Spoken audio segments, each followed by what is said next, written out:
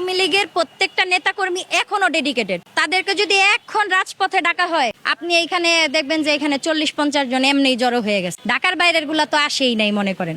এটা কিন্তু আওয়ামী লীগের কর্মীদের মধ্যে আছে। এবং আবদা সেতু যখন উদ্বোধন করে আমি নিজে কবিতা লিখেছিলাম, শেখ হাসিনাকে ধন্যবাদও দিছি। স্বরাষ্ট্রমন্ত্রীর বাসায় আমাকে আমার সংগঠন থেকে একটা গিফট দিচ্ছিলাম, সেটা আমার আইডিতে ছবিটা এখনো আছে। 5 আগস্টের পরে আমাকে কি বলছে জানেন? এই ছবিটা সরান, নাহলে আপনার প্রবলেম হবে। তাই আমি বলছি ঠিক আছে, আমি দেখতে চাই কি প্রবলেমটা হয়, কারণ আমি তো কোনো রাজনৈতিক উদ্দেশ্য নিয়ে আমি স্বরাষ্ট্রমন্ত্রীর বাসায় গিয়েছিলাম না।